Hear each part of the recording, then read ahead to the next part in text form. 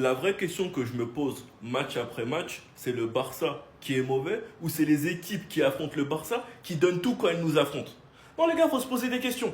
Faut se poser des questions. Quand tu sais que cette équipe, elle se fait taffer dans son championnat, c'est une D3. Quand tu regardes la série des matchs de Francfort, la série des matchs de Chelsea, même celle du PSG après nous avoir affrontés, les gars, faut se poser des questions. Même la série de Madrid après nous avoir affrontés.